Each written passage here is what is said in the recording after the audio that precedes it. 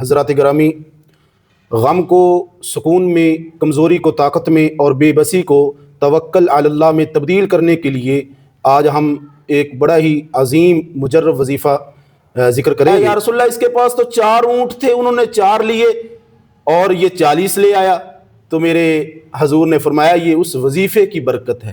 الحمدللہ والصلاة والسلام علی رسول اللہ۔ حضرات گرامی، غم کو سکون میں، کمزوری کو طاقت میں اور بے بسی کو توکل علی اللہ میں تبدیل کرنے کے لیے آج ہم ایک بڑا ہی عظیم مجرب وظیفہ ذکر کریں گے، اور وہ عظیم وظیفہ اور ذکر اور کلمات لا حول ولا قوت الا باللہ العلی العظیم۔ یہ وظیفہ اور یہ عظیم کلمات، اس کا مطلب یہ ہے کہ انسان اپنی طاقت کو اور انسان اپنی قوت کو، انسان اپنے اختیار کو اللہ کی مدد کے بغیر کچھ نہیں سمجھتا۔ یعنی جب کوئی پریشانی آتی ہے، مصیبت آتی ہے، افکار گھیر لیتے ہیں اور غموں کے اندر انسان چلا جاتا ہے، تو یہ کلمات ہمیں یاد دلاتے ہیں کہ طاقت صرف، قوت صرف ایک اللہ کی ہے۔ تو اسی قوت کے لیے یہ بڑا ہی خوبصورت وظیفہ ہے، لا حول ولا قوت الا باللہ۔ نبی پاک صلی اللہ علیہ وسلم نے مختلف احادیث میں اس وظیفے کی ترغیب ارشاد فرمائی ہے، پڑھنے کا حکم فرمایا ہے۔ چنانچہ صحیح مسلم اور صحیح بخاری شریف میں حضرت ابو موسیٰ اشعری رضی اللہ تعالیٰ عنہ فرماتے ہیں کہ جناب رسول اللہ صلی اللہ علیہ وسلم نے ارشاد فرمایا، اکثروا من قولی لا حول ولا قوت الا باللہ فإنها کنز من کنوز الجنہ، کہ میرے آقا نے فرمایا کہ لا حول ولا قوت الا باللہ کو کثرت سے پڑھا کرو، اس لیے کہ یہ جنت کے خزانوں میں سے ایک خزانہ ہے۔ اسی طرح دوسری حدیث میں میرے آقا نے فرمایا کہ جو شخص لا حول ولا قوت الا باللہ کو کثرت سے پڑھتا ہے تو اللہ پاک اس کے غم کو دور فرما دیتے ہیں اور اس کے لیے رزق کے دروازے کھول دیتے ہیں۔ اسی طرح حضرت انس رضی اللہ تعالیٰ عنہ فرماتے ہیں کہ حضور علیہ الصلوۃ والسلام نے فرمایا ان کلمات کے بارے میں کہ جو شخص لا حول ولا قوت الا باللہ کو کثرت سے پڑھتا ہے تو اللہ پاک اس کے 99 غم دور فرما دیتے ہیں، اور فرمایا کہ ان 99 غموں میں سب سے چھوٹا جو غم ہے وہ غربت کا ہے۔ دیکھیے آج غربت، رزق کی پریشانی، تنگ دستی، کتنی شکایات ہیں، کتنی پریشانیاں ہیں، ہر بندہ پریشان ہے۔ تو میرے حضور نے رہنمائی فرمائی کہ اس وظیفے کو، جو جنت کا وظیفہ ہے لا حول ولا قوت الا باللہ، کہ اس وظیفے کی کثرت کرنی چاہیے۔ اور اسی طرح حضرت ابن عباس رضی اللہ تعالی عنہما کیا فرماتے ہیں کہ جس شخص کو غم اور افکار، فکریں اور غموں کے اندر، فکروں کے اندر کوئی بندہ مبتلا ہو جائے، فرمایا اس وظیفے کی کثرت کرے، اللہ پاک اس وظیفے کی برکت سے ایسے بندے کو غموں سے بھی اور فکروں سے بھی نجات عطا فرما دیں گے۔ مسند احمد میں حدیث ہے کہ میرے آقا نے فرمایا کہ جو بندہ اس ذکر کو کثرت سے کرتا ہے تو شیطان یوں کہتا ہے کہ اس بندے نے اپنے آپ کو میرے سے محفوظ کر لیا ہے۔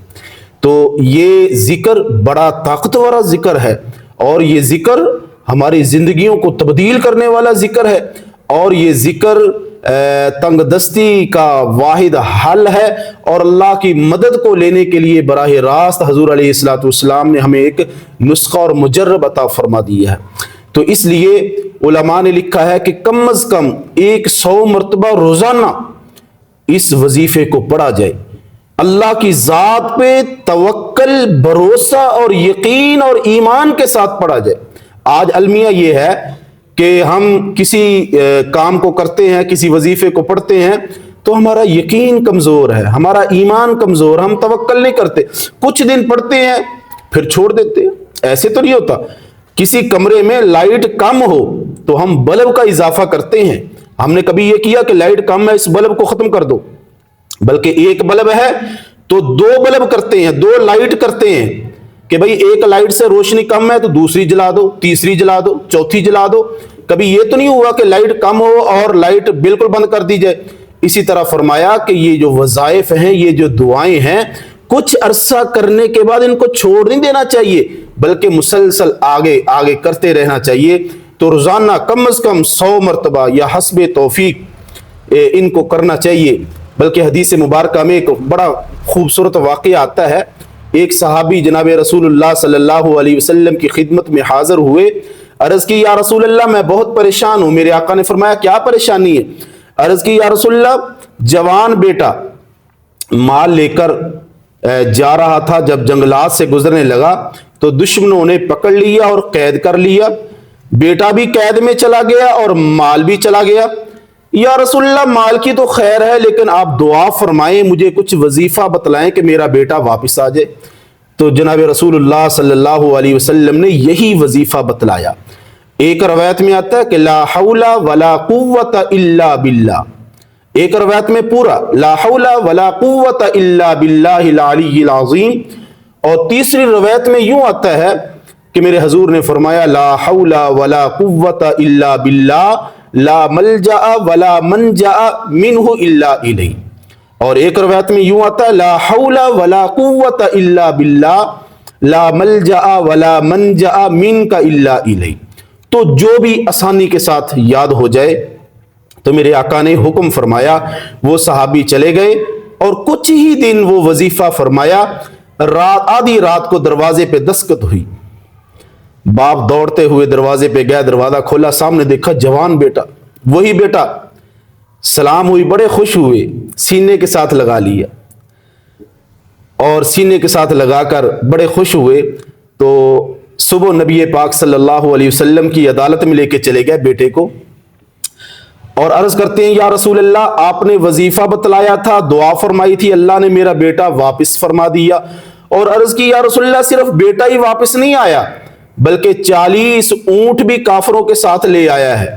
تو میرے آقا بڑے خوش ہوئے. میرے حضور علیہ الصلوۃ والسلام نے فرمایا کہ یہ تو اللہ نے تمہیں مال غنیمت دیا ہے، اس مال کو آپ خرچ کرو اور مزے لو. فرمایا یا رسول اللہ اس کے پاس تو 4 اونٹ تھے، انہوں نے 4 لیے اور یہ 40 لے آیا. تو میرے حضور نے فرمایا یہ اس وظیفے کی برکت ہے. تو معلوم ہوا کہ لا حول ولا قوت الا باللہ یہ بہت مجرب، بہت ہی طاقتور وظیفہ، اور ایسا وظیفہ جو غموں کو سکون میں، کمزوری کو طاقت میں اور بے بسی کو توکل میں بدل دے.